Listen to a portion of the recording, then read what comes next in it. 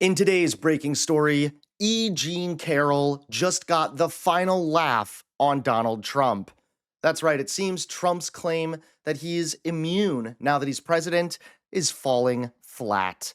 How's it going, everybody? Hunter Avalone here with Occupy Democrats. Welcome back to another video. Now, as I was saying, Donald Trump is a complete disaster. Republicans, what do these already raucous town halls at home look like? And compare that to what they may look like in the future.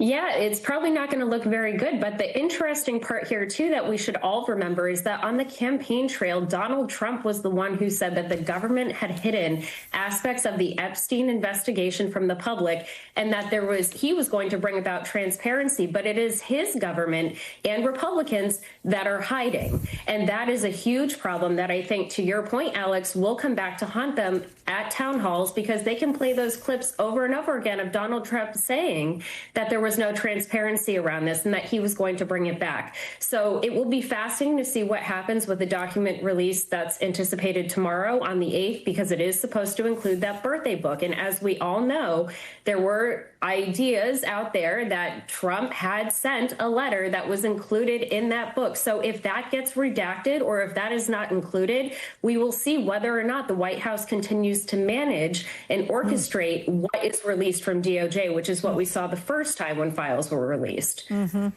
Ryan, President Trump says DOJ has done its job in releasing the Epstein documents. We haven't heard much from Attorney General Pam Bondi or FBI Director Kash Patel on this subject. But the difficulties for President Trump are only just beginning. Calling it regrettable what happened with their workers at the Hyundai plant. Well, I'll speak to them. You know, look, it's a battery factory in that case, as I'm told.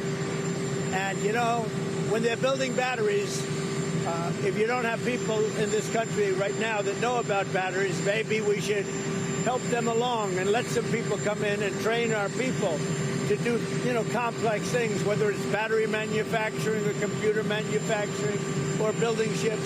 So we're going to look at that whole situation.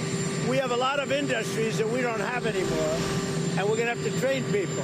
And the way you train people is bring people in that know what they're doing and let them stay for a little while and help. So I'm going to look at that. It's a very interesting situation that took place in Georgia.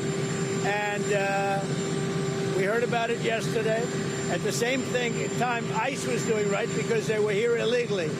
But we do have to work something out where we bring in experts so that our people can be trained so that they can do it themselves. Does that make sense?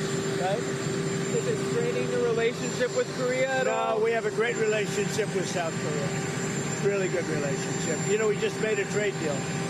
But I'm going to look at it because I understand exactly what they're saying. And now, Jean Carroll just got the final laugh on Donald Trump. Take a look at today's top story. Donald Trump just learned that even the power of the presidency cannot shield him from accountability. The U.S. Court of Appeals has upheld the massive $83 million defamation verdict awarded to writer Jean Carroll, rejecting Trump's claim that presidential immunity protected him. Carroll sued Trump after he repeatedly smeared her as a liar when she went public with allegations of sexual assault. A jury already found him liable for sexual abuse in a separate civil case. In fact, this was his second defamation trial with Carroll. The first one in 2023 cost him $5 million. Now the price tag has skyrocketed, and it is final, $83 million. In a 70-page unanimous opinion, the appellate judges tore apart Trump's arguments. He tried to lean on the Supreme Court's ruling in Trump versus United States, claiming it gave him cover. The court was crystal clear there is no immunity for defamation, and Trump had failed to identify any grounds for reconsidering. The ruling also rejected his challenges to the district court's instructions, its striking of his testimony, and even his complaints about punitive damages. In other words, the court shot down every single argument. For Jean Carroll, this is vindication. She stood her ground through years of mockery and bullying by a sitting president, and she won. For Donald Trump, who once bragged that his office made him untouchable, this is a humiliating defeat. The last laugh belongs to Carroll. Thanks so much for watching. Please click that like button and subscribe to Occupy Democrats so that you can stay informed and help us stop Donald Trump.